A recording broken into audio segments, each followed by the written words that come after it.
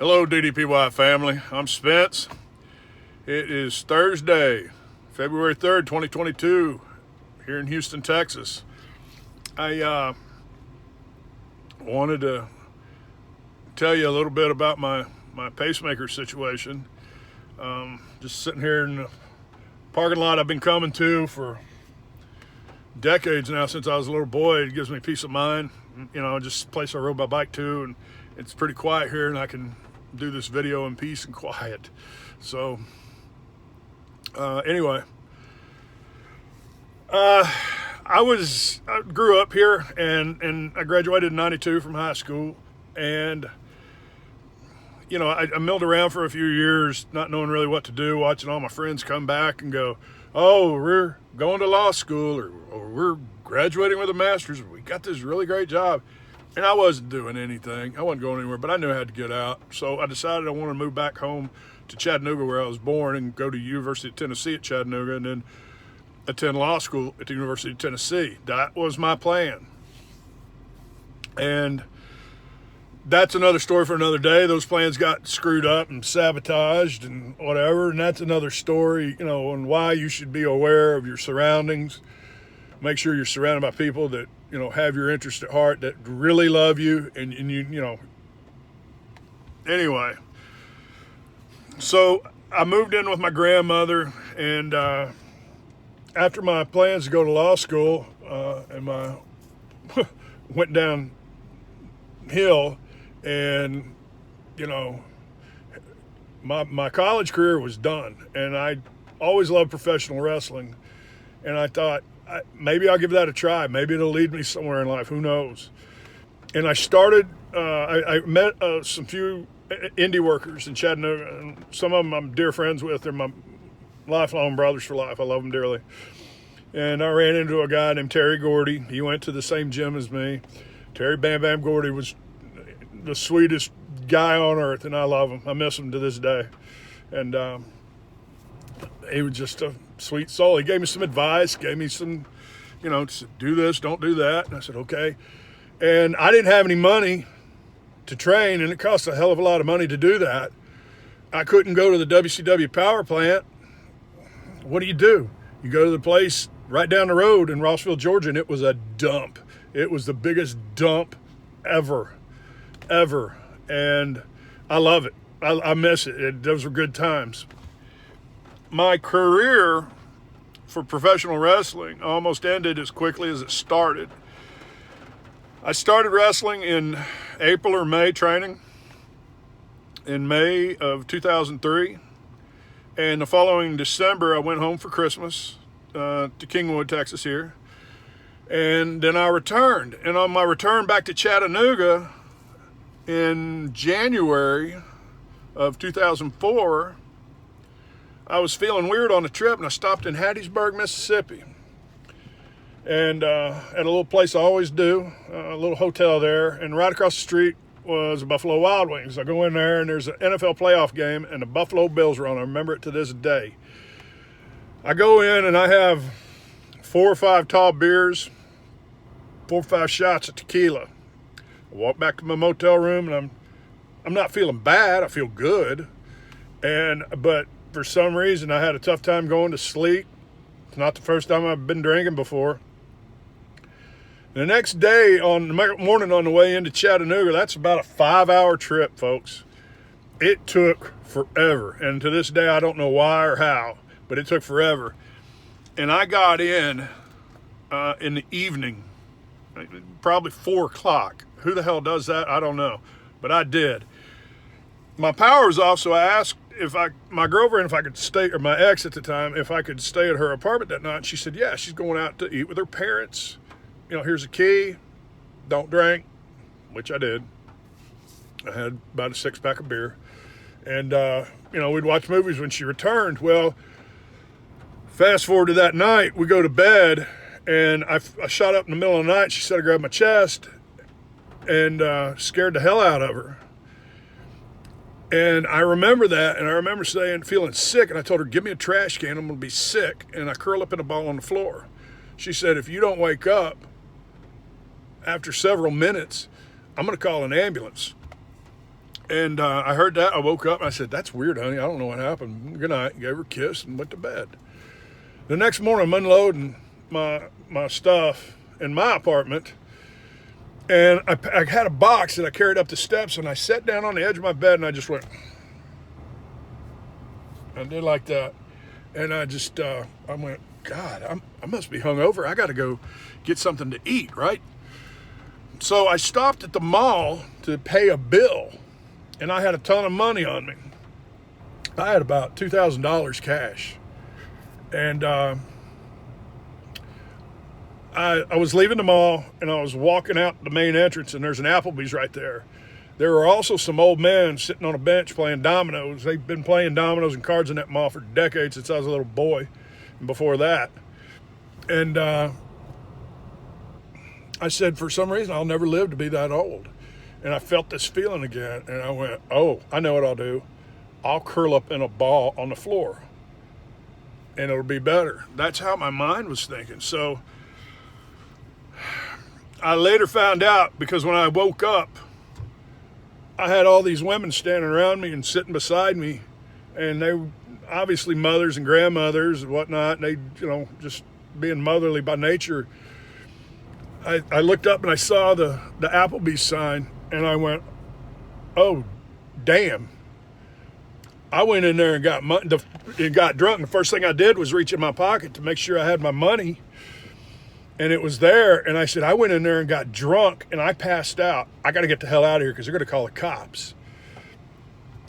Well, they said, no, you're not going anywhere. And no, you didn't go into Applebee's. And I said, why did I curl up in a ball on the floor? And they said, you didn't curl up. You fell. And in professional wrestling, they call it a falling tree. That's exactly what I did. Head first on the tile floor. And I had a knot. I didn't know it until my parents got there. My mom came into the room the next day. I had a knot on the forehead about the size of my fist. And she said it was the most horrifying thing she ever saw. Anyway, the ambulance comes. It takes me to the hospital. I get down there, and all they know is that a guy that's never done drugs, he's partied his ass off, but he's in the best shape of his life. 30-year-old men don't do this. That's all they knew, is that I passed out, and they didn't know why. Well, a buddy of mine that I worked out with at my gym was a nurse there, and they were in triage. And I later found out this is what happened. I felt the feeling again. Everybody was in the room, all right, plugging me in, hooking me up, and then they leave me alone. I felt the feeling. I sat up and I went, hey, nurse. And I went out. And it was like jump-starting a car battery, because when they came in, as soon as they touched me, I woke up. I don't know what that was about, but that's what happened. I later found out from my buddy that was working the nurse. He said we were talking about drinking beer and eating crawfish, and we heard beep, beep, or they heard beep, and they looked down at my monitor and I had flatlined. My heart was stopping. Later found out it's due to electrical misfire. I don't know why, but my brain was telling the top portion of my heart to beat slow, and it was telling the bottom part to beat faster, and my heart said to the brain, you know what, when you get this crap figured out, let me know. Until then, I'm going to take a siesta, and then so when I'd go out. They don't know why it happens. The electrical misfire happens, and a lot of people think that it's an elderly thing, elderly folks, or that you must be doing drugs, and that's bullshit. The truth is, there are more babies, more infants, more kids that have this pacemaker for the reason I did than the aforementioned reasons. It's a big stereotype. So anyway,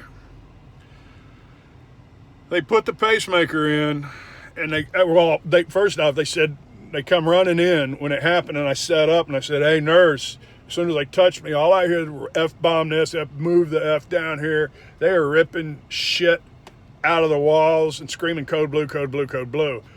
That's a term that you don't want to have used around you. And I knew that I was in bad shape, and that's when I got emotional and started crying, especially when they ran me into Trauma Unit 1. I see the sign on the door, and they said, "We know what's happening to you. Your heart is stopping." What? Yeah, your heart is stopping, misters. You're in bad shape, you know. And I said, whoa. Is that bad? That's the way my mind was thinking. I know that sounds stupid, but that's what I said. And they went, "Well, it ain't good, you dumbass." I said, "No, is it bad in the sense that I'm going to die and there's nothing you can do?" They said, No. You're going to be just fine. We're going to put a pacemaker in you." And that's what they did. Now, I don't know. My parents came in, they got wind, and they were on a plane within an hour. And they showed up, to the hospital.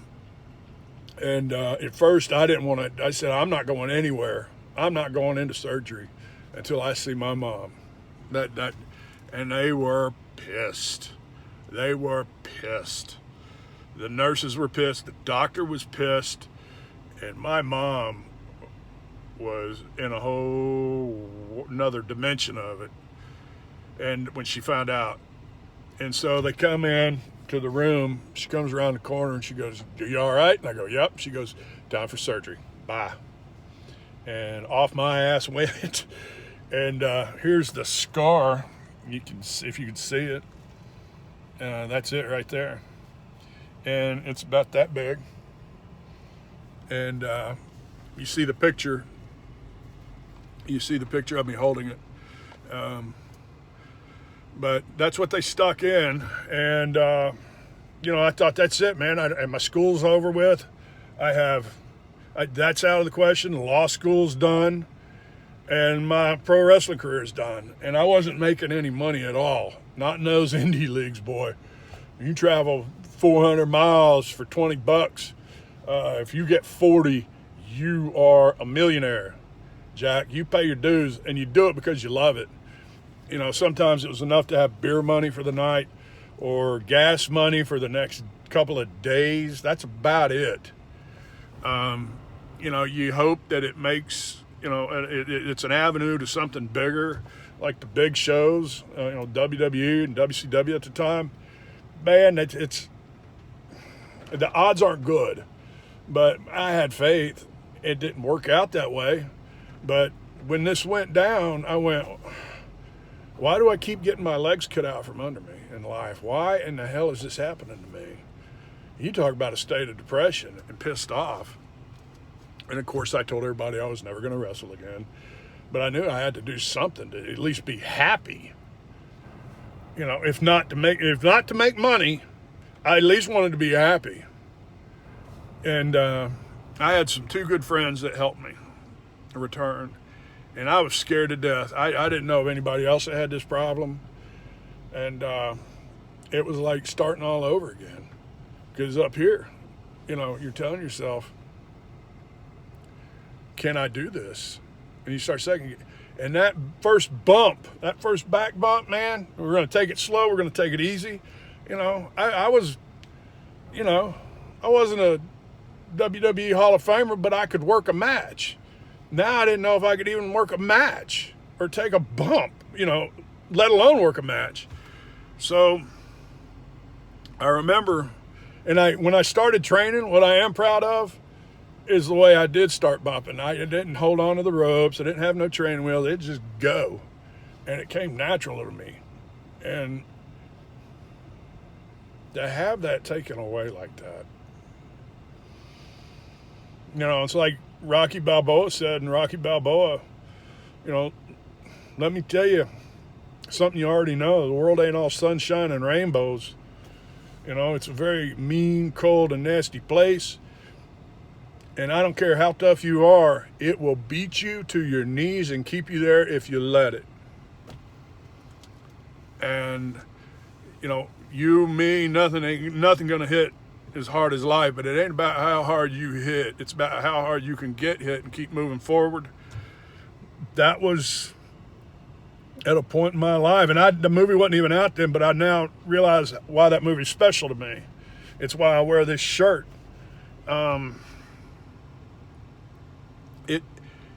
It hit home a few years later. And I had to get back in that ring. And I remember grabbing onto the ropes and holding on to them to take my first back bump. And then I tried one, just throwing myself back. All right, let's take a hip toss. Hip toss. Let's take an arm drag. One thing led to another. One thing led to another. It was like I didn't have anything to be worried about. God is good. Either I'm the toughest, meanest hombre that ever came down the pike, and I'm the greatest athlete that ever lived, or God is a protector and a provider. Now, those are the only two options to believe in. Those are the only choices. And I knew I was going to be all right. And I thank God I got the chance, a second chance. And I never made any money, but I had a good career. And I've gone through life with this pacemaker. And it's been something that I've had to hide for jobs, because nobody's going to hire your ass with that. It's, where do you go from there?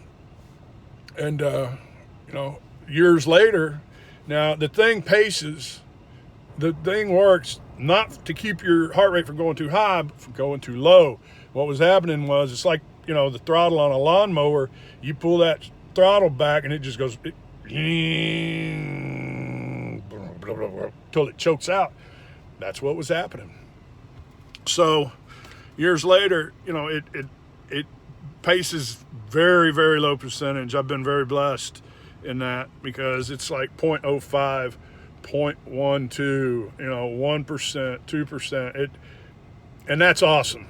So I'm very fortunate. So the more it has to pace, the quicker you have to get a new one. And I went like 9 years, and the guy goes, dude, you got like 2 weeks left on this battery life.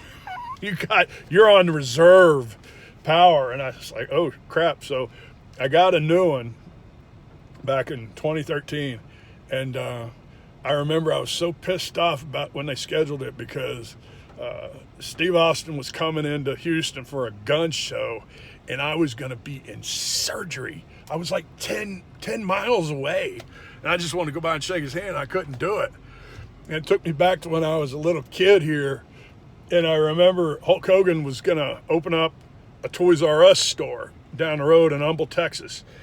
And I had a Little League football game to play, and my dad and my mom would not let me out of my commitment to the football team to go down there and meet them. I was so pissed. And it was like all these years later, I was like, damn it, it's happening again. The cool thing about this surgery, when they got my second pacemaker, was I go in and the anesthesiologist goes, how much do you drink? And I go, I could drink a lot. I'm a good drinker. I'm a Hall of Fame drinker. I love it. And he goes, all right.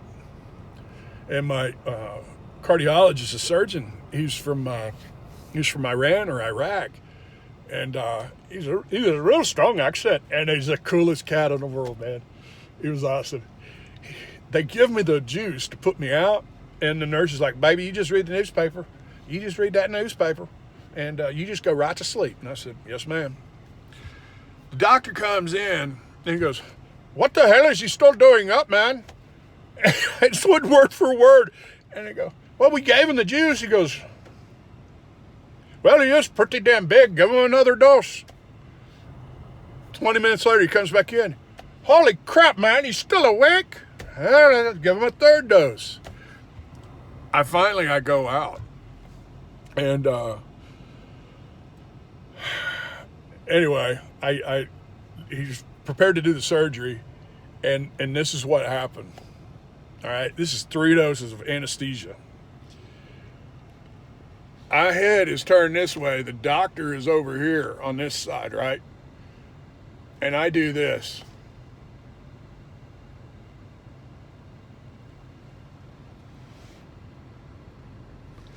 Just in time to see him take the scalpel, slice me open, and then I see him go and pull out the pacemaker. And I go, holy crap. I go, that's pretty damn cool. You mind if I watch? And he goes, no, man, let me do my damn job. And he shoves my head over, and apparently he gave me another round of the juice. And that's what happened. They sewed me up, and I left that day. I went back home, and I'm still on this pacemaker, and it's still going great today. My life is not where I want to be, but I remember Dallas saying in a video, I think it was in Relentless, he goes, you can't thank God for just the good things that happen to you in life. You got to thank him for the bad, because it's those are the things that really shape you and make you who you are, and I believe that. I believe that in all my heart. I remember another hero of mine, Bret Hart. He's talking about his career and all the tragedies that happened to him and his family. And he said, I'm a firm believer in that. That does not kill you, just makes you stronger. And I'm stronger because of it. Doors close because of this. And a lot of doors open. And I've never quite known what it was I wanted to do with my life other than being a lawyer, a professional wrestler, and after that, I didn't know what I was going to do with my life.